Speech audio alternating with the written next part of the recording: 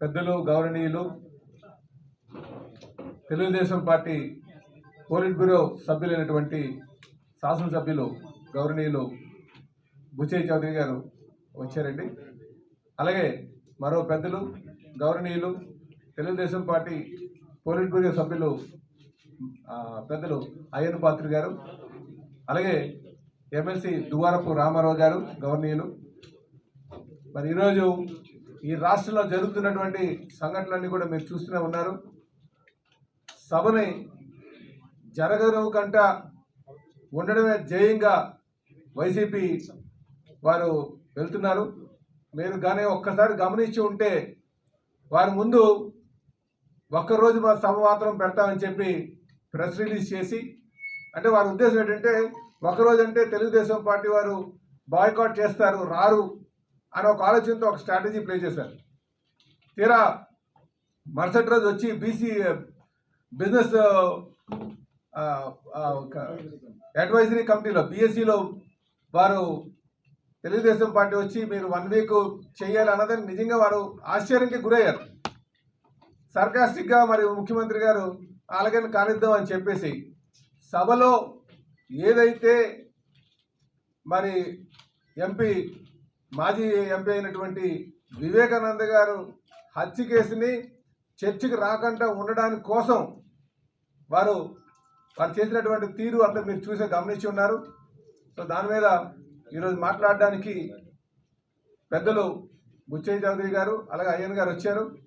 వారు మరి ఈ ప్రెస్ మీట్ కండక్ట్ చేయాల్సిందిగా కోరుకుంటాం. నమస్కారం. 2.5 సంవత్సరాలుగా శాసనసభలో దూషణల పర్వం తప్పితే ప్రజా సమస్యల పరిష్కారానికి వేదికగా ఆ సభను వాడటం. ప్రజాస్వామ్యంలో చట్టసభలకు చాలా గౌరవం ఉంటుంది. ఏదైనా సమస్యల మీద చర్చించేదానికి ప్రభుత్వం కానీ అధికారులు కానీ చేసే తప్పులకి బాధ్యత వహించవలసింది చట్టసభ. క్వశ్చన్ అవర్ కానీ కాలింగ్ అటెన్షన్ కానీ 0 అవర్ కానీ అన్ని సమస్యలు ఎత్తటం, వాటికి ఒక పరిష్కార మార్గం వేదిక శాసనసభ ఉండాలి. కానీ 2.5 సంవత్సరాలుగా ఈ సభ నడుస్తున్న విధానాన్ని, సభాధ్యక్షులు సీతారాం గారు నడుపుతున్న విధానాన్ని కూడా ఒకసారి మనం విశ్లేషించుకోవాల్సిన అవసరం ఉంది. దూషణల పర్వం అధికారం వచ్చిన 2.5 సంవత్సరాల తర్వాత కూడా ప్రతిపక్ష నేతనే టార్గెట్గా పెట్టి 24 గంటలు విమర్శించడం, గత ప్రభుత్వం చేసిన మంచి పనులన్నింటినీ కూడా వక్ర భాష అని చెప్పే లక్ష్యంతో అధికార పక్షం వ్యవహారం చేస్తూ ఉంది. ఎవరైతే అదుపులో చేయవలసిన సభాధ్యక్ష స్థానంలో ఉన్నవారు ఆయన కూడా వారితో గొంతు కలపడం చాలా దురదృష్టకరం. ఒకసారి శాసనసభ అధిపతిగా ఎన్నికైన వారు నిష్పక్షపాత వ్యవహారంగా ఉండాలి. అలాగే ప్రతిపక్షానికి కూడా గౌరవమైన స్థానం ఇవ్వాలి. వారికి సమావేశంలో తగిన సమయం కేటాయింపు చేయడం కానీ అవకాశాలు ఇవ్వటం కానీ చేయాలి. ప్రతిపక్షం లేకుండా సభలు నడుపుకోవాలనుకోవడం చాలా దురదృష్టకరం. ఎందుకంటే గతంలో ప్రతిపక్షంగా ఉన్నప్పుడు గంటలు మాట్లాడిన ప్రస్తుత పార్టీ అధినేత, మా ప్రభుత్వ అధినేత మరి ఆ రోజున బాయ్కాట్ చేసి వెళ్ళిపోయాడు. ఎన్ని గంటలు మాట్లాడినిచ్చినా, మైకులు ఎన్ని గంటలు ఇచ్చినా కూడా ఆ రోజున పోడియం మీద ఎలా దాడి చేశారో, స్పీకర్ మీద ఎలా దాడి చేశారో మనం చూసాం. అయినా కూడా సంయమనం పట్టాం. వారు విశృంఖల పోరాటాన్ని కూడా విధానాన్ని కూడా మనం అడ్డుకోకుండానే వారికి అవకాశాలు కల్పించాం. మరి ఈరోజు అసలు మైకులు ఎవరు? నాలాంటి సీనియర్ మెంబర్ ఏదైనా సమస్య చూద్దామంటే మైకులు ఎవరు? మైకులు కట్ అయిపోతాయి. ఎందుకంటే ఆ సభలో మైకులు కానీ స్పీకర్ గారిని కూడా పార్టీ అధ్యక్షుడు కాదు, ప్రభుత్వ అధినేతగా ముఖ్యమంత్రిగా ఉన్న వ్యక్తే నిర్దేశిస్తూ ఉన్నారు. మొత్తం కంట్రోల్, టోటల్ కంట్రోల్. మైకులు ఎవరు, అవకాశం ఎవరు, పాయింట్ ఆఫ్ ఆర్డర్ అంటే సమాధానం చెప్పడానికి అవకాశం ఎవరు, వ్యక్తిగత విమర్శలు చేస్తున్నప్పుడు సభలో ఉన్నవారిని కానీ లేని వారి గురించి కానీ విమర్శలు చేసినప్పుడు దానికి తగిన సమాధానం చెప్పే అవకాశం ప్రతిపక్షానికి ఎవరు? ఇది ఈ విధానం నడుస్తూ ఉంది. అసలు సమస్యల మీద ఎన్నిసార్లు నడిచింది? ఒక పక్క తెలంగాణలో, తమిళనాడులో, కర్ణాటకలో, మరి అలాగే రాజ్యసభ, లోక్సభ మరి కంటిన్యూగా నడుస్తూనే ఉన్నాయి కదా సభలో. కోవిడ్ పేరుతో 2 రోజులు నడిపారు. కోవిడ్ పేరుతో 2 రోజులు వారేమో చాలా కార్యక్రమాలకు భారీ ఎత్తున జన సమీకరణ చేసి మహిళలందరినీ పోగేసి కార్యక్రమాలు చేస్తారు. ప్రతిపక్షాలు ఏదైనా సరే ప్రజా సమస్యల మీద మాట్లాడాలంటే కోవిడ్ అడ్డొచ్చిందని చెబుతారు. ఇవాళ సమాజంలో అనేక మంది వారి సమస్యల మీద వెలుగుతాం మొదలుపెట్టారు. కోవిడ్ పేరుతో అంచువేస్తూ ఉన్నారు. రాజ్యాంగం ప్రసాదించిన హక్కులను హరిస్తూ ఉన్నారు. ఏదైతే వాక్ స్వాతంత్రం కానీ భావ స్వాతంత్రం కానీ ఉందో వాటిని నిరోధిస్తుంది ఈ ప్రభుత్వం. పోలీస్ వ్యవస్థను అడ్డు పెట్టుకొని, పోలీస్ వ్యవస్థను దుర్వినియోగం చేసి, ఎస్సీ అట్రాసిటీని అడ్డం పెట్టుకొని తప్పుడు కేసులు బనాయించడం, ప్రతిపక్షాలను అంచవేయడం. ఒకళ్ళు లేదు, ఏ పార్టీ కావచ్చు, కమ్యూనిస్టులా, కాంగ్రెసా, బీజేపీయా, తెలుగుదేశం ముందు టార్గెట్, అలాగే కొన్ని కులాలను టార్గెట్, అలాగే పవన్ కళ్యాణ్ ఆయన మీద వ్యక్తిగత విమర్శలు చేయడం, ఇవన్నీ మనం చూస్తూ ఉన్నాం. మొన్న జరిగిన సంఘటన పరాకాష్ట. ఇవాళ ఒక్కరోజు సమావేశాన్ని పిలిచారు, మా అందరికీ ఒక్కరోజు సమావేశం అని చెప్పారు. మేము నిలదీశాం. ఎన్నో సమస్యలు ఉన్నాయి, రైతాంగ సమస్యలు ఉన్నాయి. వరదల వల్ల నష్టపోయిన రైతులను ఆదుకోవాల్సిన పరిస్థితి ఉంది. వెంటనే ధాన్యం కొనుగోలు చేసి డబ్బులు చెల్లించాల్సిన పరిస్థితి ఉంది. పెంచిన విద్యుత్ శక్తి ఛార్జీలు, పెంచిన ఇంటి పన్నులు, చెత్త పన్నులు, వీటన్నిటి మీద చర్చించాల్సిన అవసరం ఉంది. మద్యపాన నిషేధం విధానం మీద కూడా చర్చించాల్సిన అవసరం ఉంది. ఏ అయితే ఇసుక మాఫియా గురించి మాట్లాడాల్సిన అవసరం ఉంది. మైనింగ్ మాఫియా గురించి, లిక్కర్ మాఫియా గురించి మాట్లాడాల్సిన అవసరం ఉంది. బలహీన వర్గాలకి నిరుద్యోగుల సమస్యలు ఉన్నాయి. మీరు ఇచ్చిన హామీలు అమలు గురించి మాట్లాడాల్సిన అవసరం ఉంది. సమయం ఇవ్వాలని డిమాండ్ చేశాం. ఆ రోజుకి సమావేశం మొదలెట్టేటప్పటికి ఒక రోజుకే పరిమితమని చెప్పిన వాళ్ళు, కుప్పం ఎన్నికల్లో ఫలితాలు మాకు అనుకూలంగా వచ్చినాయి, దాన్ని టార్గెట్ చేసి చంద్రబాబు గారిని ఏదో రాక్షసానందం పొందాలన్న ఆలోచనలో మేము నిలదీస్తే ఒక 6 రోజులకి ఎక్స్టెండ్ చేశారు. ఎక్స్టెండ్ చేసిన దగ్గరే మొదలైంది. బీఏసీలోని ఆయన ముఖం చూడాలి, సంతోషించాలన్న భావన అంటే రాక్షసానందం, ఒక వికృతానందం. ఒక ఫ్రాక్షన్ రాజకీయ నాయకుల్లో అంతకంటే ఎక్కువగా ఆశించలేము.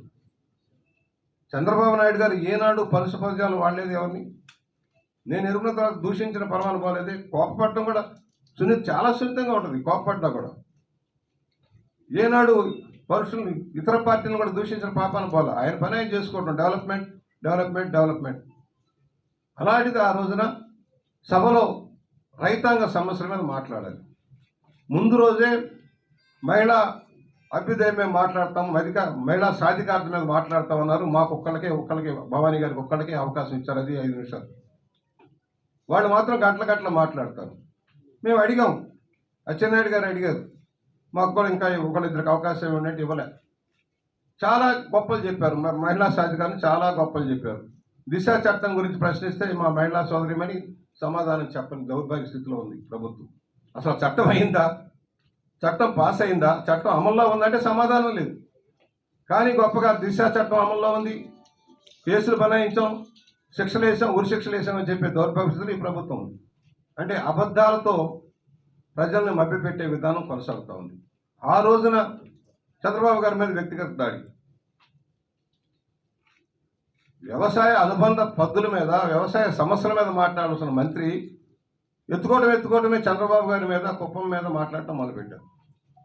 సరే, మా సోదరులు అడిగారు, మైకులు ఇస్తే నిమిషంలో కట్ అయిపోతుంది. ప్రధాన ప్రతిపక్ష నాయకుడికి ఎన్ని నిమిషాలు ఇచ్చారో ఛాలెంజ్ చేస్తున్నారు. ఎన్ని నిమిషాలు ఇచ్చారు మొత్తం ఈ 2.5 సంవత్సరాల్లో ఎన్ని నిమిషాలు ఇచ్చారు? అసలు మైకులు ఇచ్చారా? స్పీకర్ గారు ఎగిరి గంతులు వేస్తూ ఉంటాడు. అదేంటో కానీ స్పీకర్ గారికి జగన్మోహన్ రెడ్డిని చూసేటప్పటికి పూనకం వస్తుంది. ఆ పూనకంలో ఏం చేస్తాడో, ఏం మాట్లాడతాడో ఆయనకే తెలియదు. మాకు సహచరుడే, మా అందరి మిత్రుడే. దుర్దోషవశాత్వం, సావాస దోషం. జగన్మోహన్ రెడ్డి సావాస దోషంలో ఆయన వ్యవహార శైలి ఇలా ఉంది. సరే, రకరకాలుగా కామెంట్లు చేశారు. కొడాలి నాని బూతుల మంత్రి, బూతుల్లో ఎక్స్పర్టు.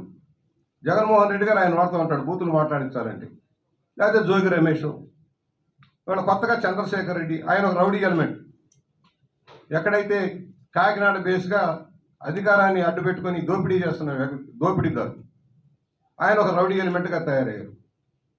ఆ రోజున మాట్లాడేటప్పుడు అంబటి రాంబాబు గారు మధ్యలో జోక్యం చేసుకున్నారు. అంబటి రాంబాబు గారు జోక్యం చేసుకొని ప్రధాన ప్రతిపక్ష నాయకుడు మాట్లాడడానికి ఆయనకి మైక్ ఇవ్వలేదు. ఆయన దగ్గర నేనే మాట్లాడుతుంటే స్వామి గారు, మా విప్పు, చీఫ్ విప్పు, ఆయన ఒకటే అన్నాడు, అయ్యా గంటలు మీరే మాట్లాడితే ఎలాగా, మాకు కూడా అవకాశం ఇవ్వాలి కదా అని అన్నాడు. మరి ఆయనకి ఎందుకు ఉనికిపాటు వచ్చిందో మాకు తెలియదు. ఇట్లా గంట అంటే ఎందుకు ఉనికిపాటు అయ్యాడు, అరగంట గంటకి ఎందుకు ఉనికిపాటు అంటే మీకు తెలియదు, మాకు తెలియదు. దానికి ఉక్రోషం పెంచుకొని వ్యక్తిగత విమర్శలు దిగారు.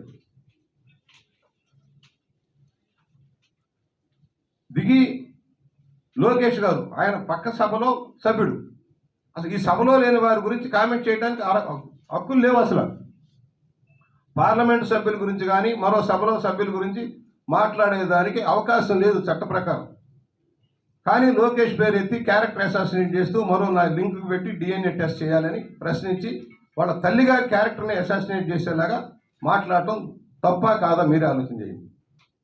ఇవాళ చెబుతున్నారు మంత్రులు మేము ఎరగమని. ఎందుకు ఎరగరు? రికార్డెడ్ ఉన్నాయి కొంతమంది చేసినట్లు. అప్పటికి మీరు చెరిపేయడానికి ప్రయత్నం చేశారు. ఎందుకంటే మీ కంట్రోల్, సాక్షి కంట్రోల్లో ఉంది. ఛానల్స్ అన్నీ ఎవరిని అలౌ చేయరు, మీడియాని అలౌ చేయరు, మీడియా పాయింట్లోకి రావడానికి వీల్లేదు ఎవరు కూడా. అంటే ప్రజాస్వామ్యాన్ని అణచివేయటం, ఫోర్త్ ఎస్టేట్ మీడియాని అణచివేయటం, మీడియా ద్వారా తప్పులు వెలుగులో రాకుండా చేయటం జేయంగా నడుస్తూ ఉంది. ఆ రోజున షాకింగ్, మేమంతా ఉన్నాం, షాకింగ్గా దూసుకొచ్చారు. DNA టెస్ట్ చేయాలంటూ మొదలెట్టారు. పేర్లు కూడా ఎత్తి అంటే అర్థం ఏంటండి? ఒక మహిళ ఏనాడు రాజకీయాల్లో రాకుండా తన వ్యాపార విధానాలతోటి ఆ సంపాదనలోంచి సేవా లక్ష్యంగా పనిచేస్తున్న వ్యక్తి చంద్రబాబు గారి భార్య. NTR trust, NTR blood bank, Basavatarakam cancer institute, NTR school. ఇవాళ బహుశా భారతదేశంలో ఒక పార్టీ అనుబంధంగా ఇంత విస్తృత సేవలు చేసే పార్టీ ఏదీ లేదు భారతదేశంలో, ఇంక్లూడింగ్ ప్రస్తుత అధికారంలో ఉన్న బీజేపీ కానీ కాంగ్రెస్ కానీ. తనకున్న పరిమిత వనరుల్లో బ్రహ్మాండంగా సేవలు అందించి వరద బాధితులు కానీ, అగ్ని ప్రమాద బాధితులకు కానీ, కోవిడ్లో కానీ విశిష్ట సేవలు చేసింది భువనేశ్వర్ గారు. అలాంటి వ్యక్తిని పట్టుకొని పరోక్షంగా ఆమె క్యారెక్టర్ అసాసినేట్ చేస్తూ మాట్లాడటం తప్పు కదా? ఒక సాటి మహిళ, ముందు రోజు చెప్పారు గొప్పగా మహిళా సాధికారత గురించి, సిగ్గు లేదా నాయకులారా? ఇవాళ ఎలా సమర్థించుకుంటారు?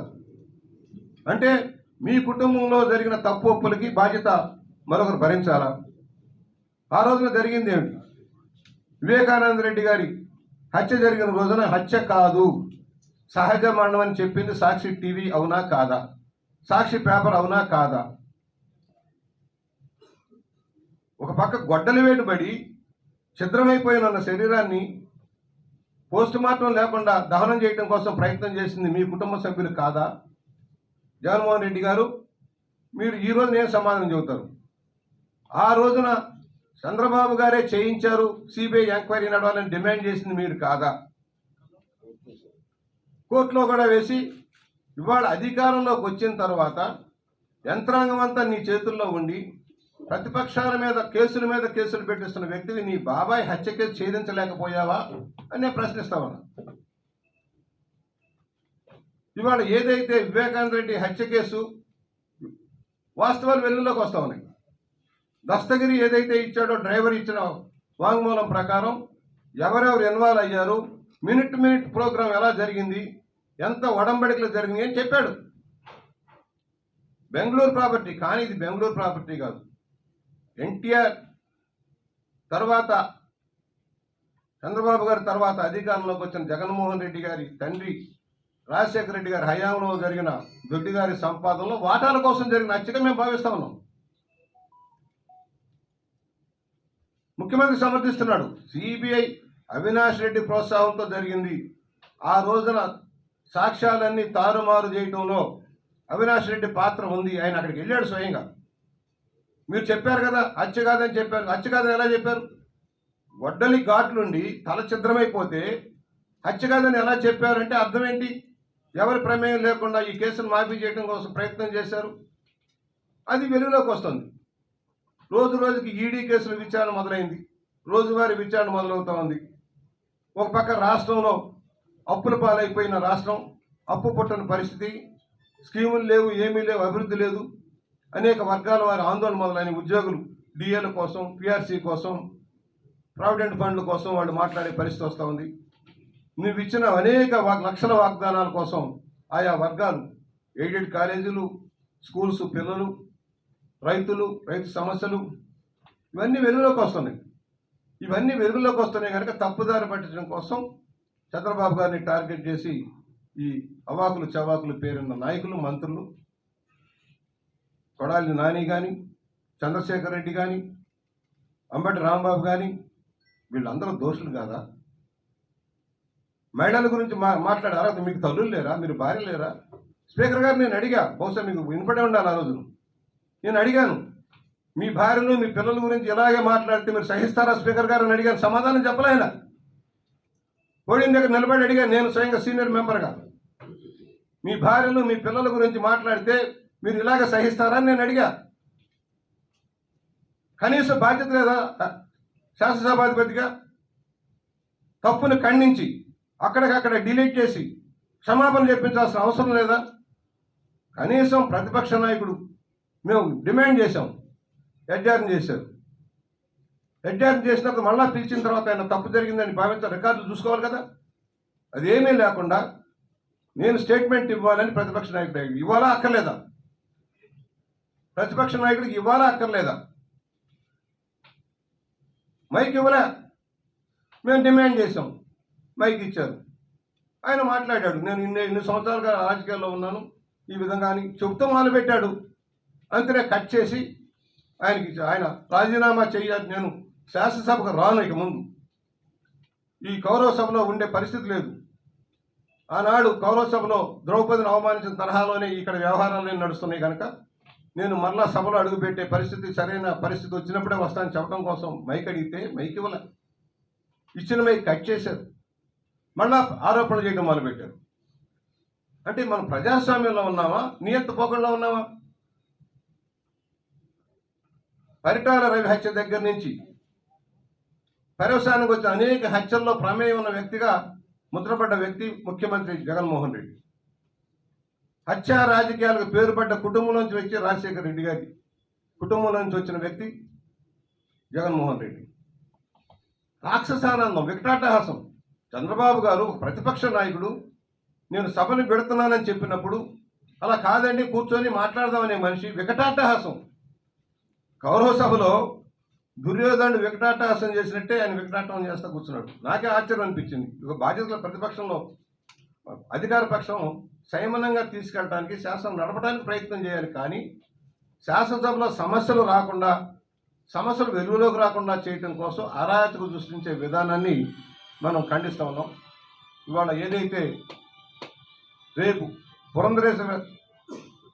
భువనేశ్వర్ గారికి కావచ్చు, రేపు మరొకరికైనా కావచ్చు, తోటి మహిళలకి గౌరవం ఇది సరైనది కాదు, సభ్య సమాజం హర్షించేది కాదు. సమాజంలో సగభాగంగా ఉన్న మహిళలకి హక్కుల గురించి మాట్లాడే అధికారం వీళ్ళకి లేదు. చెల్లిని, తల్లిని, భార్యని గౌరవించలేని ఈ సమాజంలో ఈ పెద్దలు ఉన్నారు. ఇది చాలా సిగ్గుచేటు. మేము తీవ్రంగా ఖండిస్తున్నాం. సమర్థించే జగన్మోహన్ రెడ్డికైనా, పేర్ని నానికైనా, మరొకరికైనా ఇదే హెచ్చరిక చేస్తున్నాం. మీ పతనానికి ఇది నాంది. ఒక గౌరవప్రదమైన ఎన్టీఆర్ కూతురు కట్టు బొట్టు సింప్లిసిటీ మీరు చూశారు. విశాఖపట్నం వచ్చినప్పుడు ఎప్పుడైనా ఆడంబరాలు, ముఖ్యమంత్రి భార్యగా అనేక 14 సంవత్సరాలు ముఖ్యమంత్రిగా భార్యగా ఎప్పుడైనా ఆడంబరాలు మీరు చూసారా? ఎక్కడైనా జోక్యం చేసుకున్నట్టుగా, అధికార గణంలో జోక్యం చేసుకున్నట్టుగా కానీ, ఏదైనా పైరువీల్లోకి వచ్చినట్టు కానీ ఎక్కడైనా విన్నారా కుటుంబ సభ్యులు ఎవరైనా సరే? రాజకీయాల్లో ఉన్న హరికృష్ణ గారు కానీ, బాలకృష్ణ కానీ వాల్యూతోటే నడిచారు.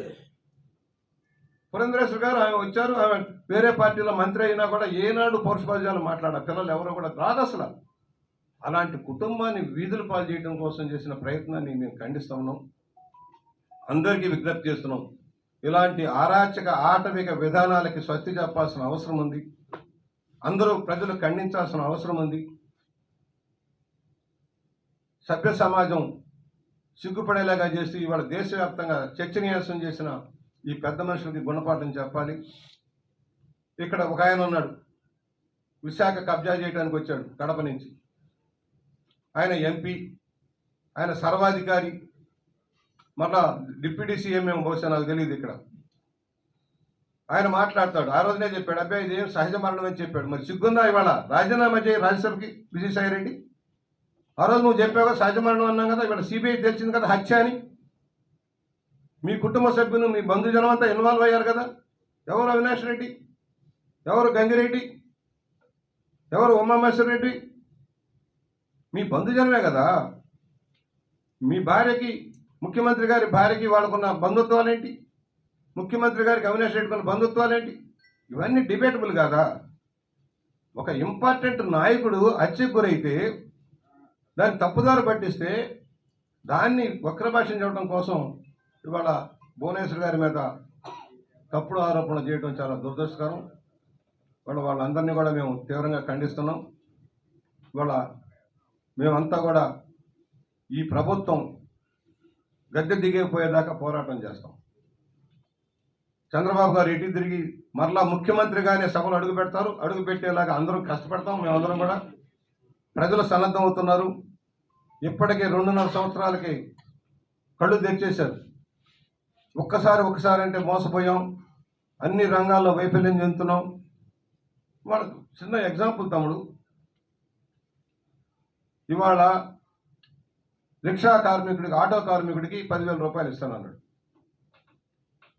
10,000 రూపాయలు ఎంతమందికి ఇచ్చావు? రాష్ట్రంలో ఉన్న ఆటోలు 6 లక్షల ఆటోలు ఉన్నాయి. మీరు ఇచ్చింది 1,80,000 మందికి 10,000 ఒకసారి వేశారు, అంతే కదా. 10,000 వేశారు. ఈ 2 సంవత్సరాల్లో పెట్రోల్ డీజిల్ పెంచిన ధరల వల్ల కానీ, పోలీస్ కేసుల వల్ల కానీ, లైసెన్స్ రుసుముల వల్ల కానీ ఒక్కొక్క ఆటో కార్మికుడి మీద సంవత్సరానికి 60,000 పడిపోయింది. నువ్వు 1,80,000 మందికి ఒక్కసారి మాత్రం 10,000 ఇచ్చావు. 2 సంవత్సరాలుగా 6 లక్షల మంది రిక్షా ఆటో కార్మికులు 60,000 రూపాయల చొప్పున, సంవత్సరానికి 60,000 రూపాయల చొప్పున, ఎంత 1,20,000 సంవత్సరం 2 ఏళ్లకి భరిస్తూ వచ్చారు. అంటే వాళ్ళు గోల్డ్ లోడ్ కొట్టడం లేదా? నువ్వు నీ సంక్షేమం నీరుగా చేయడం లేదా? ఇది మేము ప్రశ్నిస్తానికి ప్రయత్నం చేస్తా ఉన్నాం. ఎయిడెడ్ కాలేజీలు ఇవాళ కొన్ని గుంటూరు జిల్లా లాంటి జిల్లాలో 2 ప్రభుత్వ కాలేజీలు, 13, 14 ఒక యూనివర్సిటీ స్థాయి ప్రైవేటు ఎయిడెడ్ కాలేజీలు. వాళ్ళ ఆస్తుల మీద కన్నేసి వాటన్నిటిని స్వాధీనం చేసుకోవడం, మిషనరీ ఆస్తుల మీద కన్నేసి, మిషనరీ ఏనాడో స్వతంత్రం ముందు నుంచి కూడా విద్యా వ్యాప్తి కృషి చేసిన మిషనరీ ఆస్తుల మీద కన్నేసి వాటిని దోపిడీ చేయటం. తీవ్రమైన ఆందోళనలు వస్తే చర్యలు లేవు, మసిపూసి మారేడుగా చేయటం. ఇవాళ కేంద్రం కనుదెచ్చిందా లేదా రైతు సమస్యల మీద? రైతు వ్యతిరేకంగా ఉన్న ఈ చట్టాలని రైతులు ఆందోళన చేస్తే మోడీ గారే ఇవాళ దిగి వచ్చేసి చట్టాలను రద్దు చేస్తూ ఉన్నారు కదా. ఈ ప్రభుత్వానికి ఏమైంది? అమ్మఒడి అన్నావు, ఒకసారి 14,000 వేసావు. 2 బిడ్డలుంటే వచ్చే ఫీజు రింబర్స్ ఎగ్గొట్టావు. కళాశాలకు ఫీజులు లేవు, కళాశాల ఫీజులు రిస్ట్రిక్ట్ చేశావు. మరి లెక్చర్లు, టీచర్లు ఇవ్వాలి కదా. ప్రైవేట్ యాజమాన్యాలు 60% of institutions run aided and private రాష్ట్రంలో. వీటన్నిటిని ముంచేస్తా ఉన్నావు. నువ్వు సీట్లు ఇవ్వలేవు, కళాశాలలు పెట్టలేవు, పాఠశాలలు పెట్టలేవు. దాని గురించి ప్రశ్నించకూడదు. దానికి ఇది వంక. శాసనసభలు రైతులకు మద్దతు ధర ఇవ్వడంలో ఫెయిల్యూర్, ధాన్యం సేకరణలో ఫెయిల్యూర్, వర్ష తుఫాన్లు వస్తున్నాయని చెబితే ముందుగా మేల్కొని వాళ్ళకి రక్షణ కల్పించడంలో ఫెయిల్యూర్, ఎరువుల ధరలు ఆకాశానికి అంటితే సరిదిద్దడంలో ఫెయిల్యూర్, నకిలీ విత్తనాలు విశృంఖలంగా సప్లై అవుతుంటే దాన్ని సరిదిద్దడంలో ఫెయిల్యూర్. ప్రోగ్రెస్ ఏంటంటే ఈ రాష్ట్రంలో మద్యం ధరలు అద్భుతంగా పెంచారు.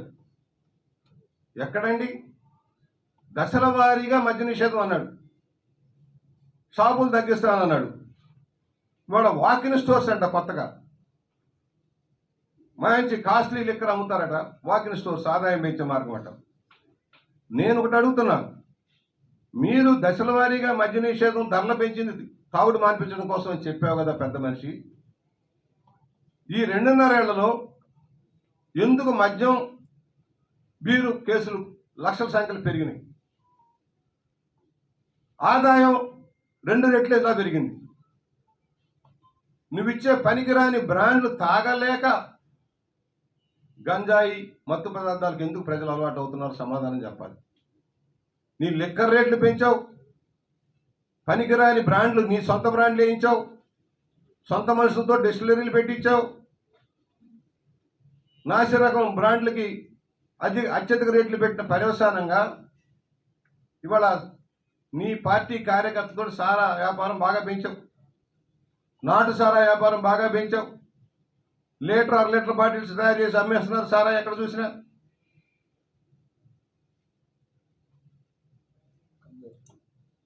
గంజాయి లేదన్నారు. మేము ఈ మధ్య ఆందోళన చేసేదాకా దిక్కులేదా? 2.5 ఏళ్లుగా గంజాయి పెరిగిపోతా ఉంది.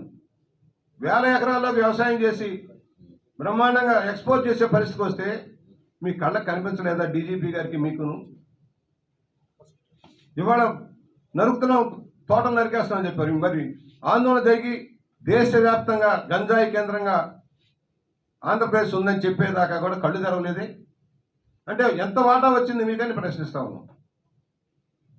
మద్యంలో సాలీన 6,000 కోట్ల రూపాయలు ముఖ్యమంత్రి ప్యాలెస్కి వెళ్తా ఉన్నాయి.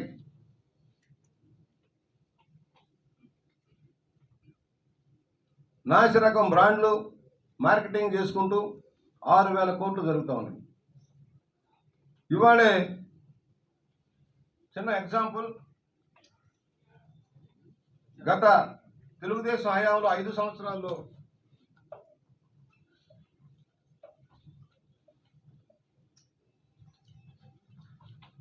తెలుగుదేశంలో 59,970 కోట్లు ఆదాయం వచ్చిందండి. ఎక్సైజ్ కానీ ఇతరత్ర లైసెన్స్ ఫీజులు కానీ. ఈ 2.5 ఏళ్లలో ఆల్రెడీ 45,200 కోట్లు వచ్చిందండి. అంటే ఇది ఆదాయం తగ్గినట్ట పెరిగినట్ట? అలాగే టీడీపీ హయాంలో 2014 ఏప్రిల్ నుంచి 2019 మే వరకు తెలుగుదేశం హయాంలో ఐఎంఎల్ మద్యం కేసులు 16,36,03,000 కేసులు అమ్ముడుపోయాయి.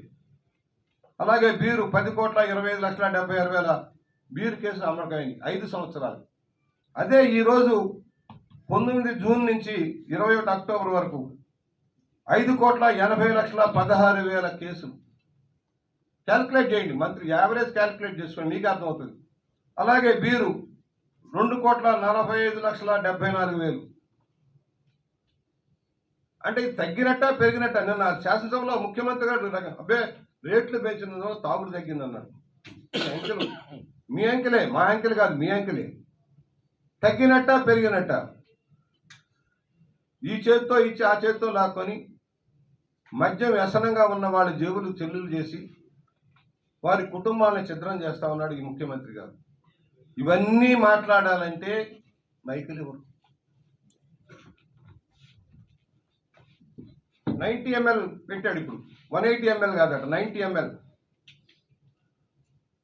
200 మినిమం ఛార్జీ. ఏం చేస్తాడు? సారా ప్యాకెట్కి వెళ్ళిపోతున్నాడు తమ్ముడు. మొన్న ఎవరో చూపిస్తున్నారు, ఇదిగో నా లీటర్ 100 రూపాయలట సారా. అంటే ఇది కూడా ఒక ప్రత్యామ్నాయ ఆదాయంగా వైఎస్ఆర్ పార్టీ నాయకులు చేసుకున్నట్టుగా కనపడతా ఉంది. ఇవాళే ఈనాడులో అడ్వర్టైజ్మెంట్ చూశాను, ఇసుక. తమ్ముడు నేను అక్కడ మీరు చూశారు కదా, ఎంతకు వస్తుంది తమ్ముడు? ఇక్కడ యూనిట్ ఎంత జరిగాడు, ఎంత అవుతుంది విశాఖపట్నంలో? అసలు దొరుకుతుందా ఇసుక? మా దగ్గర 2,600కి 10 యూనిట్లు ఇంటికి చేర్చేవాడు. కోర్స్ స్టాండ్, గోదావరి నుంచి కోర్స్ స్టాండ్ వచ్చేది. ఇవాళ 11,000 గోదావరి ఒడ్డునే. మరి విశాఖపట్నంలో ఇది చెప్పాను నిన్న 1,400, అంటే 2 టన్నుల ఇసుక, 2 యూనిట్ల ఇసుక 14,000 నేను చెప్పారు లెక్క. కొన్ని ఊళ్ళలో 14,000 కేవలం వస్తుందా? ఇసుక మాఫియా తన బినామీతోటి ఇసుక మాఫియా కంపెనీ నడుపుతా ఉన్నారు, జేపీ వెంచర్స్. బిల్లులు ఎవరు? క్యాష్ రసీట్లు ఎవరు? ఆన్లైన్లో బుకింగ్ ఎవరు?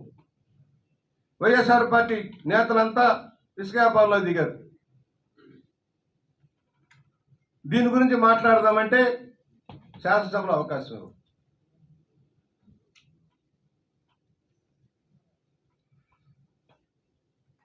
ఇలా అనేక సమస్యల మీద ఇళ్ళు ఎక్కడో సుదీర్ఘమైన ప్రాంతాల్లో, ముంపు ప్రాంతాల్లో భూములు సేకరించారు. 1,000 కోట్లు దోచేశారు తమ్ముడు. 60 గజాల స్థలం 48 గజాల స్థలం. ఓ సెంటు భూమి అంటే 48 గజాలు, లేకపోతే సెంటున్నర వాడు ఇచ్చేది. ఎక్కడో 30 కిలోమీటర్లు 30 కిలోమీటర్ల దూరంలో ముంపు ప్రాంతాల్లో ఇచ్చారు. మా దగ్గర ఇష్యూ అయింది కూడా. ఆవా భూములు అయ్యన్న గారు వచ్చారు, నిలువెత్తు, ఈరోజు వెళ్ళినా కూడా నడుములో నీళ్ళు ఉంటాయి. అలాంటి భూములు సేకరించారు. ఇల్లు ఎక్కడ కడతారు? అక్కడ 20 అడుగుల రోడ్లట. మీరు ఏదన్నా లేఅవుట్లో స్థలం వేయాలంటే 40 అడుగులు మినిమం ఉండాలి. 33 అడుగుల నుంచి 40 అడుగులు, 60 అడుగులు, 80 అడుగులు అలా ఉండాలి. కానీ ఈ ప్రభుత్వం ఈ పేదలకు ఇస్తానన్న స్థలాల్లో 20 అడుగుల రోడ్డట. 20 అడుగుల్లో 4 అడుగులు కాలవకపోతే 16 అడుగుల్లో రోడ్డట.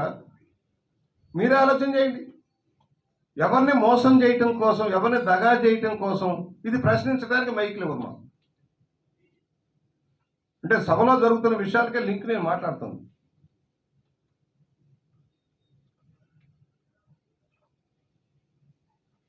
ఎక్కడ చూసినా ఇళ్ళు ఆగిపోయినాయి పునాదుల్లోని. 1,80,000 ఈ రోజున స్టీల్ 75,000. ఇసుక మీరు చూశారు, 60,000 50,000 పెడితే కూడా లారీ ఇసుక రావట్లేదు ఇక్కడ.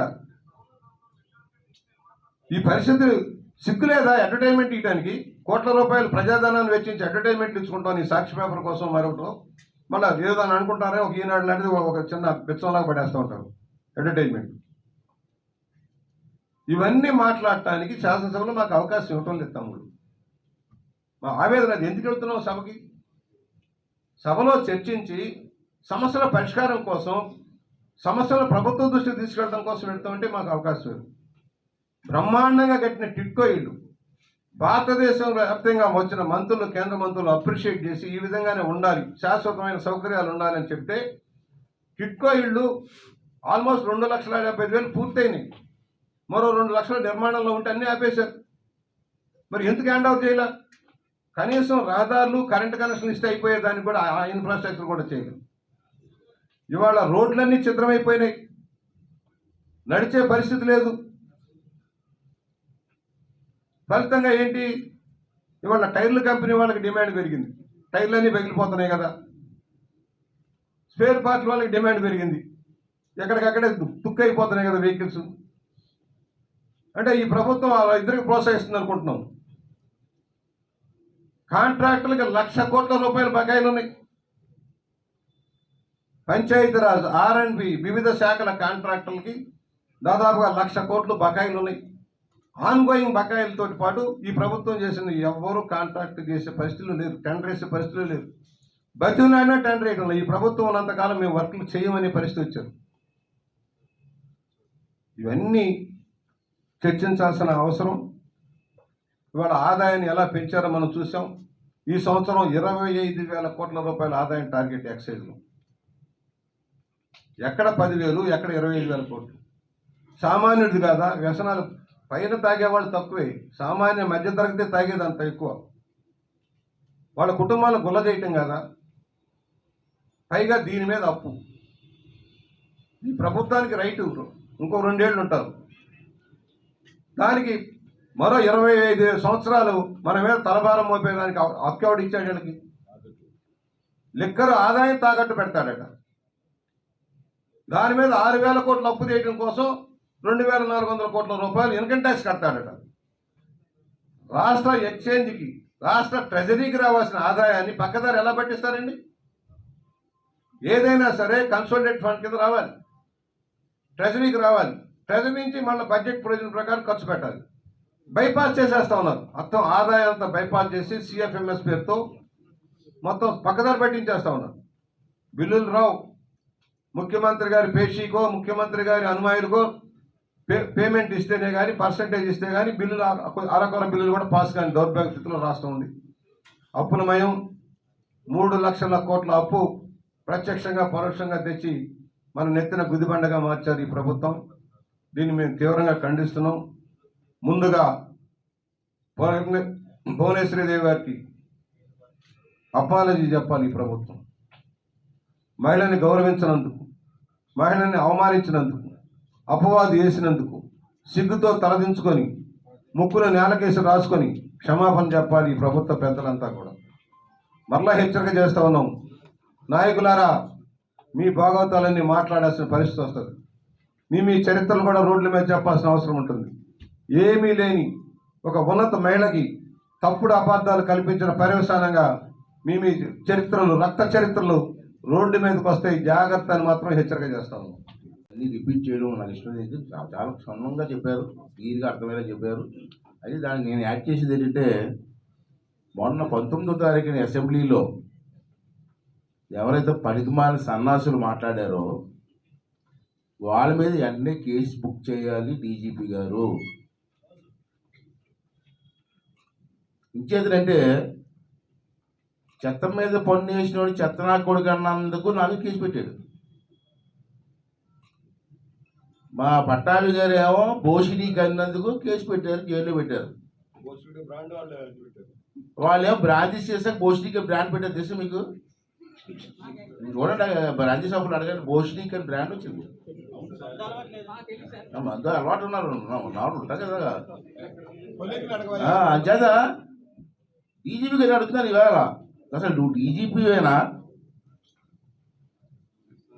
నీ కాకి బట్టలు వేసుకోవడం సిగ్గుపట్టలేదా? నువ్వు 2.5 సంవత్సరాలు నీ కాకి యూనిఫారాన్ని, ఆ 3 సింహాలని ఆ జగన్ రెడ్డి దొంగోడు తాకట్టు పెట్టడం సిగ్గేయలేదు డీజీపీ నీకు?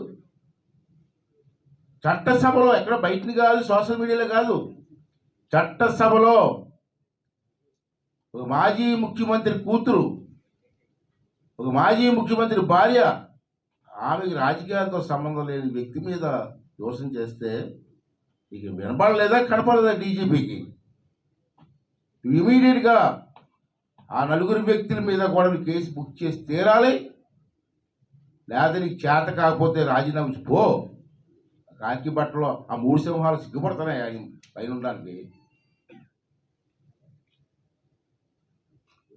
అది డిమాండ్ చేస్తున్నాం మేము ఈరోజు ఈ సమావేశంలో.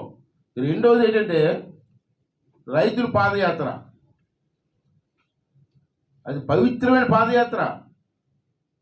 నాకు తెలుసు ఆ చట్టం చేసేటప్పుడు నేను కూడా సంబంధం లేకపోయినప్పుడు కూడా తెలుసుకోవడం కోసం ఇంట్రెస్ట్ మీద నేను కూడా కూర్చుని వెళ్ళి ముఖ్యమంత్రి గారు ప్రతిరోజు సాయంత్రం 6 నుంచి 8 గంటల వరకు అక్కడ ఆ సెంటర్ గురించి, డెవలప్మెంట్ గురించి ముఖ్యమంత్రి మాట్లాడుతుండేవారు.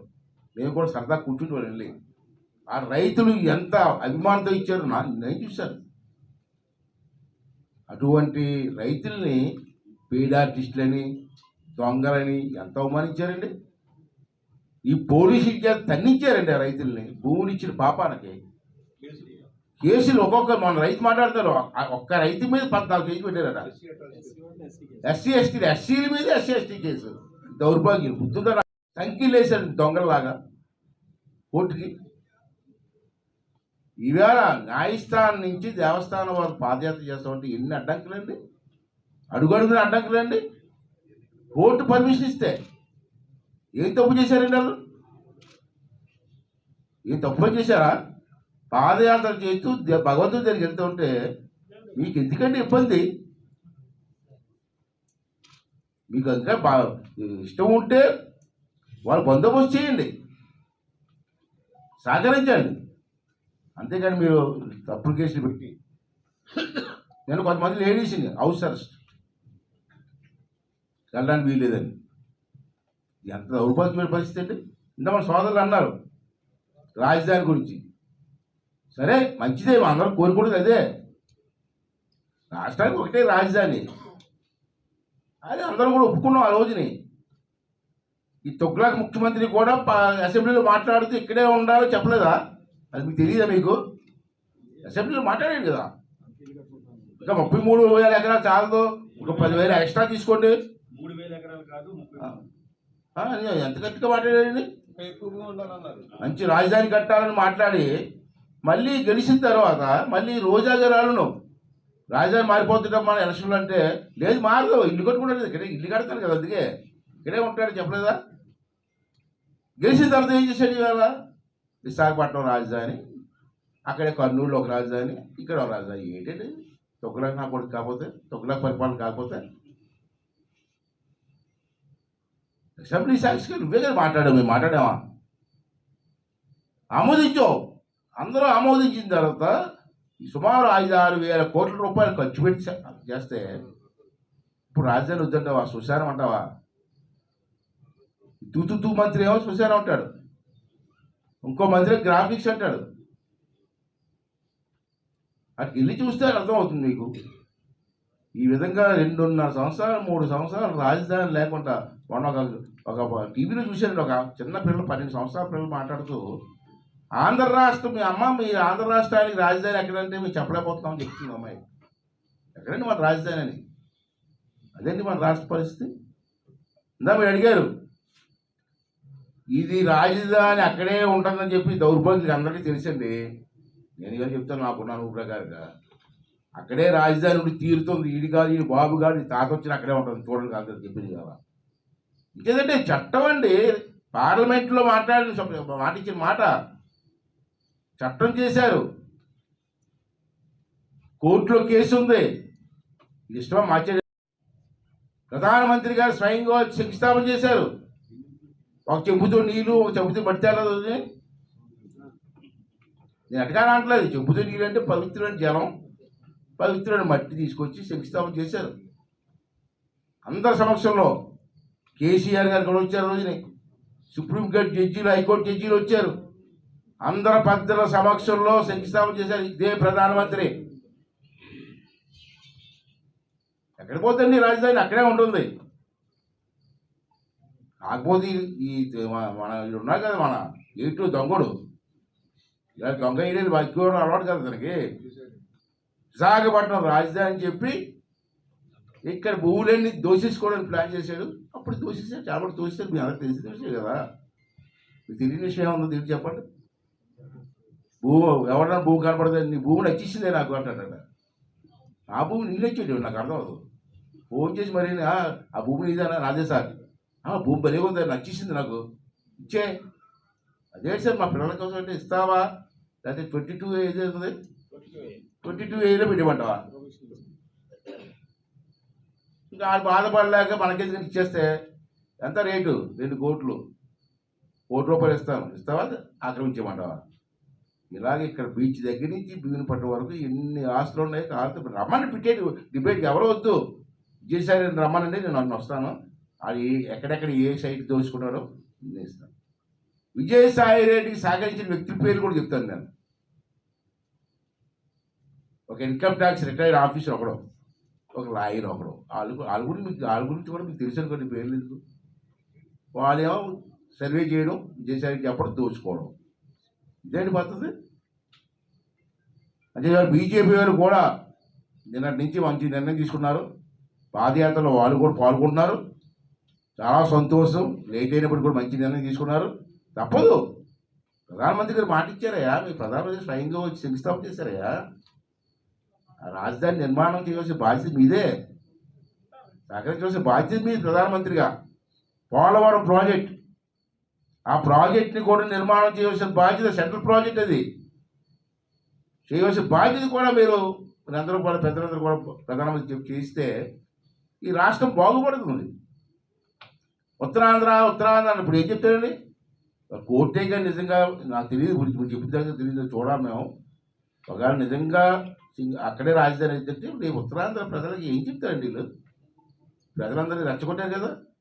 మన ఏదో ఒక పేపర్ కూడా అనౌన్స్మెంట్ చూశాను నేను, ఉత్తరాంధ్ర రాజధాని కావాలని చెప్పి ఇక్కడ పాదయాత్ర పెడతారని. ఏ పాదయాత్ర పెడతారంటే ఒకవేళ రెచ్చగొట్టి వ్యాపారం చేసుకోవడం చేస్తారు ప్రయత్నాలు. దీన్ని ఎవరు హర్షించరు. ఎన్నాళ్ళు ఉంటాడండి, ఎన్నాళ్ళు ఉంటారు వీళ్ళు?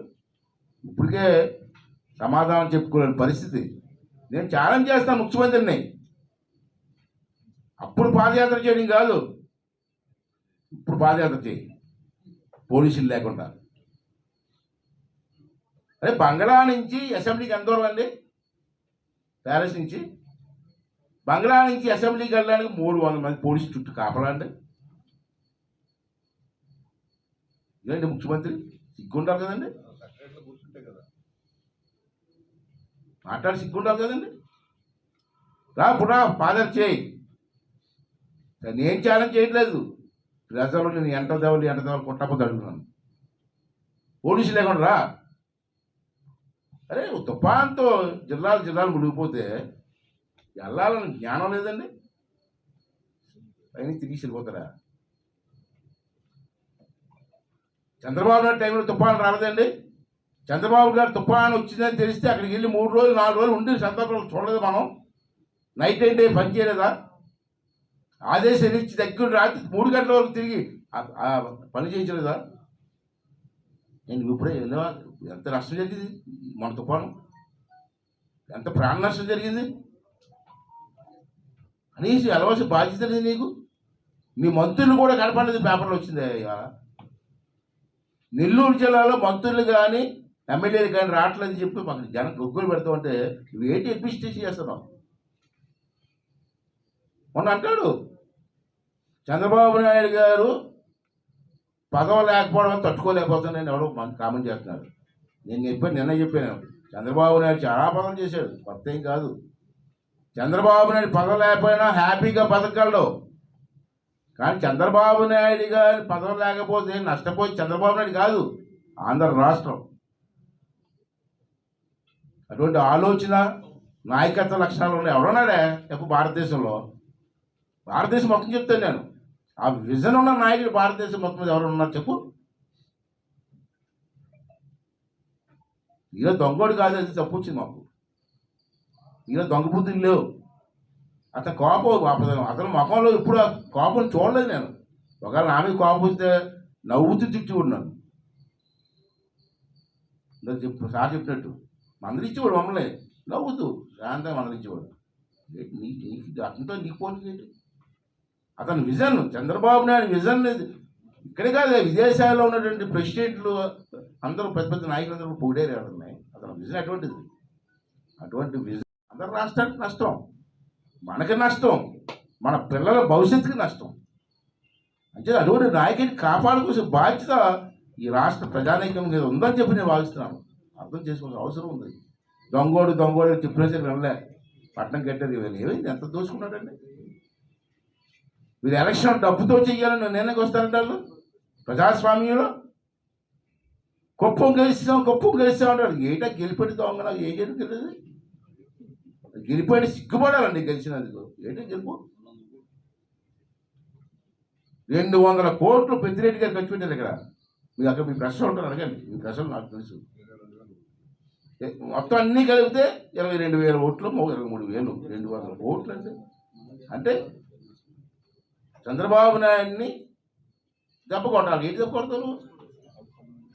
నీ బాబు ఓడిపోలేదా కడపలో? మీ అమ్మ విశాఖపట్నంలో ఓడిపోలేదా? చంద్రబాబు నాయుడు ఓడిపోయిన తర్వాత ముఖం చూడాలని ఉందని చెప్పాడు జగన్మోహన్ రెడ్డి. చూడాలండి ఒకసారి అని. మీ అమ్మ ఓడిపోయినప్పుడు చూసావు కదా, అలాగే ఉంటుంది ముఖం. మీ అమ్మ విశాఖపట్నం ఓడితే చూడదు ముఖం, అలాగే అప్పుడు ఎలా ఉంది, అప్పుడు ఇది ముఖం అలాగే ఉంటుంది. ఏంటంటే మాట్లాడండి, పెద్ద చిన్న కూడా ఇష్టం వచ్చి మాట్లాడడం. పోలీసులు పెట్టుకొని దొంగోట్లు వేసుకుంటావా? పెద్దిరెడ్డి గారు నాకు ఒకరి చాలా రోజుల పని తెలిసిన అతను, పంచాయతీ మినిస్టర్ గారు.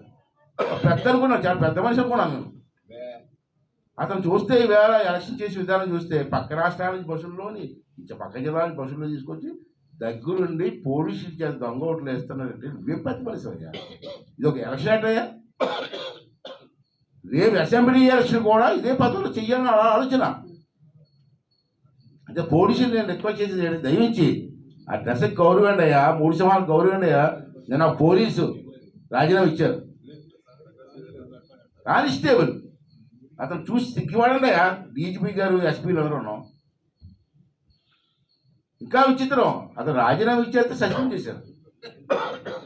ఇంకా బుద్ధి రాలేదండి వీళ్ళకి, ఇంకా బుద్ధి రాలేదండి వీళ్ళకి.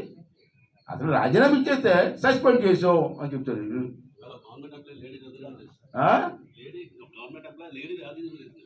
చూసా ఎంత పోలీసుల గురించి వాడుతున్నారు. అంటే అది ఇవన్నీ కూడా పోలీసులు పెట్టుకొని డబ్బులు పెట్టుకొని రౌడీలు చేసి మళ్ళీ ఎలక్షన్లో గెలాలని చెప్పి ఆలోచిస్తున్నారు కాబట్టి ప్రజల అభిమానంతో గెలాలన్న ఆలోచన లేదు. అది రాబోయే ఎలక్షన్లో జరగదు. ఏ ప్రజలైతే మొన్న నిన్ను గౌరవించి ఓట్లు వేసారో నమ్మకం మీద, అదే ప్రజలు నిన్ను సంవత్సరం పోయిన తర్వాత బట్టలు ఓడి తీసి పరిగెట్టించబోతే చూడు జగన్ రెడ్డి అని చెప్పి ఈ సందర్భంగా మనం చేస్తాను. మొన్న త్రీటౌన్ సిఐ ఎవరు ఈశ్వరరావు మా పార్టీ ఆఫీస్కి వచ్చి చెక్ చేశాడు. వాళ్ళు అడిగారట, ఎందుకంటే చెక్ చేస్తారంటే ఇక్కడ గంజాయి ఉందని చెప్పి మాకు మెసేజ్ వచ్చిందండి. నేను తమాషా చేస్తారా? సీఏ గారి నీ ఇల్లు అనుకున్నావా లేదా నువ్వు ఉంచుకున్న దానికి ఇల్లు అనుకున్నావా? ఇష్టసారి వచ్చిపోవడానికి. ఇది మా దేవాలయమయ్యా, ఎన్టీ రామారావు మా దేవుడు, ఇది మా దేవాలయం. అంత పవిత్రంగా చూసుకున్నట్టు ఇక్కడ వచ్చాడు, రా నీకు హక్కు ఉంది, రా ఏ టైంలో వచ్చినా పర్లేదు, కానీ మాకు మెసేజ్ ఇచ్చి ఇలా వస్తున్నామని చెప్పాలి. పలానా విషయం చెప్పవలసిన లేదు, నువ్వు వస్తున్నామని చెప్పాలి. అంతేకాని ఇష్టం వచ్చినట్టు ఏదో ఉంచుకున్న దానికి రాత్రి పగలు వెళ్ళిపోయినట్టు ఇల్లు దూరిపోతావా, ఆఫీస్కి దూరిపోతావా? అదే చెప్తాను. ఈవేళ నాకు అర్థమైంది ఏంటంటే, మమ్మల్ని ఏమీ చెయ్యలేక కేసులు పెట్టాలని చూశారు, పెట్టుకో, ఏం చేసి చేసుకో అన్నాం. ఎదిరే పరిస్థితి చెప్పాం. ఇవాళ మమ్మల్ని ఎరికించడానికి కోసం వాళ్ళే పొట్టలో బ్యాగ్ తీసుకొచ్చి ఇక్కడ పెట్టేసి పార్టీ ఆఫీసులో గంజాయి ఉందని చెప్పి అరెస్ట్ చేయడానిక? ఇదా మీ ప్లాను? ఇలాంటి తపాసాంగా వేయకండి. మేము కూడా చాలా సంవత్సరాలు రాజకీయం చేస్తాం. మీ బాబుల్లాటలు చూశాను నేను, సీఏ గారు మీ బాబుల్లాటలు చూశాను నేను, ఎస్పీలు ఆన్లైన్. అదే తమాషా చేయకండి. తమాషా చేస్తే మేము తమాషాలు చేస్తాం, అది పద్ధతి కాదు. గౌరవం నిలబెట్టుకోండి. ఏమయ్యా పోలీసు వ్యవస్థను అడుగుతాను, ఈవేళ గంజాయి గురించి మాట్లాడుతున్నారు. గంజాయి మీకు తెలియకుండా జరుగుతుందా? గంజాయిలో వాటాలో మీకు సగ భాగం మీకు రావట్లేదా? మన డీజీపీ గారు వచ్చి గంజాయి మేము చెప్తాం కదా. ఈవేళ గంజాయి పట్టుకున్నావు అన్నావు, ఎంత పట్టుకున్నావు? దొరికిన దాంట్లో 25% మాత్రం నువ్వు లెక్క చూపిస్తున్నావు, 75% గంజాయి వెళ్ళిపోతుంది. మీకు తెలియకుండా వెళ్తుందా? మీ పోలీసులే ఎస్కార్ట్గా పంపిస్తున్నారు. గంజాయి లారీకి మీ కానిస్టేబుల్ ముందుకు మోటార్ సైకిల్ వేసుకొని రూట్ తీసుకెళ్తున్నారు. ఆ విషయం మీకు తెలియదా? పేపర్లో వచ్చిందే, టీవీలో వచ్చే, వాళ్ళ మీద యాక్షన్ తీసుకున్నారండి. గంజాయి దొరుకుతుంది, ఎవరైతే అమ్ముతున్నారో మీకు తెలియదా? ఏ ఊర్లో ఎవరు తెలియదా? వాళ్ళ మీద ఎందుకు యాక్షన్ తీసుకోవట్లేదు? ప్రతిరోజు మాత్రం 1200 కేజీ గంజాయి దొరికింది అని వస్తుంది తప్పించి ఎవరికి మీద కేసు పెట్టో చూపిస్తే ఒకటే చెప్తున్నాం డిపార్ట్మెంట్కి. సలహా అనుకుంటారో మీరు ఏమనుకుంటే చేసుకోండి. ఎవడైతే గంజాయితో దొరికారో వాడు ఫోటో పేపర్లో వేయండి, ఫోటోలు వేయండి, టీవీలో చూపించండి. అది పరువు మొత్తం కుటుంబం పరువు తీసి పారేయండి. అప్పటికి 2-3 సార్లు వినకపోతే ఆస్తులు జప్పు చేసి మొత్తం ఆస్తులు జప్పు చేసి గవర్నమెంట్ కలిపేయండి. చింతపల్లి మండలం పోలీస్ స్టేషన్ పరిధి, కొయ్యూరు పరిధి, నాతవరం పరిధి, నర్సీపట్నం పరిధి, మాకారపాలెం పరిధి, రోలుగుంట, రావికావతం, చోడవరం, నేను చెప్పినట్టు స్టేషన్ మీద మంచి ఎస్ఐలు వేయండి. దోపిడీ చేసేవారు ఎస్ఐలు కాదు, కరెక్ట్గా నిజాయితీ కూడా కుర్రవాళ్ళని వేసి కంట్రోల్ చేయలేదు. నేను ఇంకో విషయం చెప్తాను, సీక్రెట్, పోలీసులో సీక్రెట్. పూర్వం టైంలో ఎస్ఐలకి సిఐలకి పోస్టింగ్ కావాలంటే టౌన్లో అడిగేవారు, బేరం పెట్టుకున్నారు, టౌన్లో ఏంటి సార్ పోస్టింగ్ అని. ఇక టౌన్ అడగట్లేదు, ఆ గంజాయి ప్రాంతాల్లో డబ్బులు ఇచ్చి ఉద్యోగించుకుంటున్నారు. 5 లక్షలు 6 లక్షలు వేసుకొని నాకు పోస్టింగ్ కావాలి. ఎందుకంటే గంజాయి పట్టుకునే డబ్బులు వస్తాయి కదా. అదేండి మీ భాగోతం. మీరు ఇష్టం వచ్చి చేస్తే మేము కూడా ఇవన్నీ చెప్తాం, తప్పదు. ఏం చేస్తావు నన్ను? ఇలా దొంగ వ్యవసాయం వీటికి అరెస్ట్ చేస్తావా? ఈ పద్ధతి కాదు. ఇప్పటికైనా పోలీస్ డిపార్ట్మెంట్ సరైన నడవడికి నడుచుకోండి. ఇంకా 2 సంవత్సరాలు అయిపోయింది. జగన్ జైలుకి పోతాడు, మీరు ఇంటికి పోతారు. వదిలిపెట్టి ప్రసక్తి లేదు. మళ్ళీ చంద్రబాబు గారు ముఖ్యమంత్రి అవుతున్నారు, దేవాలయంలో కూర్చొని చెప్తాను నేను, దాంట్లో అనుమానం లేదు. ఇటువంటి ఈశ్వరరావులో మీరు టార్గెట్ పెట్టి కొట్టపోతుంది కదా, కొట్టుతాము. ప్రభుత్వం వచ్చిందండి మాకు ఉన్నాయి, అప్పుడు రాసుకోవడం కొన్ని. ఈరోజు లాస్ట్ టైం ఒక రెడ్డి ఉండేవాడు, వీటి ఒక ఎరిటి రంగారెడ్డి ఆయన రాసుకున్నాను మొత్తం పేరు క్లబ్ వాలంటీర్ క్లబ్ అందరినీ తొక్క తీసేస్తాను పట్టణం చేస్తున్నాడు ప్రభుత్వం రాని నీ పట్టణానికి ఓపెన్ చేస్తే చూద్దాను అంచేత వదిలిపెట్టి ప్రసక్తి లేదు అంతే ఇప్పుడు జరి గుర్తు తెచ్చుకోండి మా కోసం కాదు ఆ డ్రెస్కి గౌరవం ఇవ్వండి ఆ 3 సింహాలకు గౌరవం అండి చేత కాకపోతే రాజవంశి పొండయ్యా ఎందుకు ఆ వ్యవస్థను తాకట్టు పెడతారు ఆ కానిస్టేబుల్ చూసి నేర్చుకోండి హెడ్ కానిస్టేబుల్ని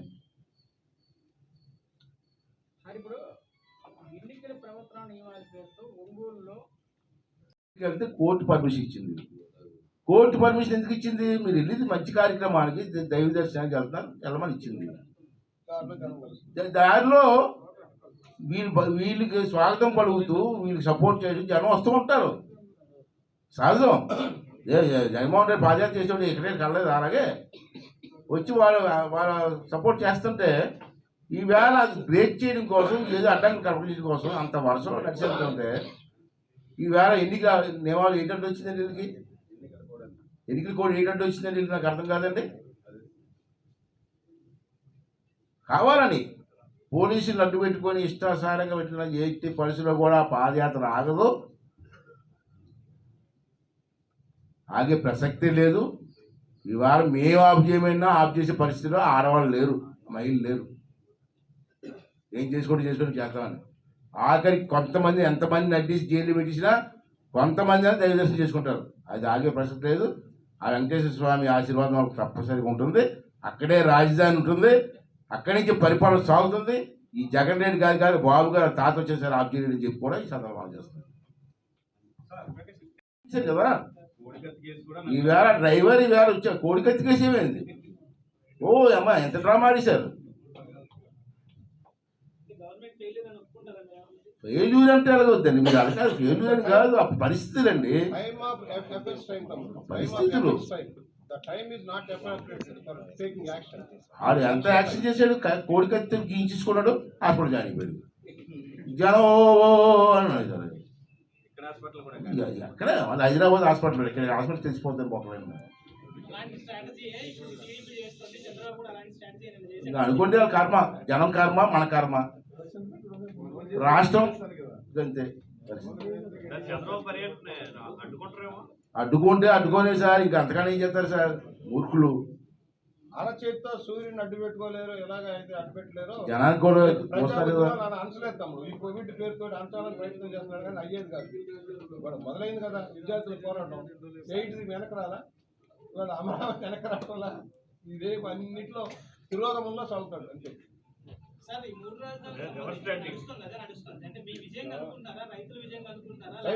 సార్ అది నిజంగా కోర్టులో కేసు అనుకూలంగా రైతులకు వస్తే ఇది రైతుల విజయం దాంట్లో అనుమానమే లేదు కూడా మరి పూర్తిగా నాకు చెప్పినట్టు స్టడీ చేస్తే కానీ నేను చెప్పలేను వస్తే రేపు చూసినట్టు మాట్లాడతాను థ్యాంక్ యూ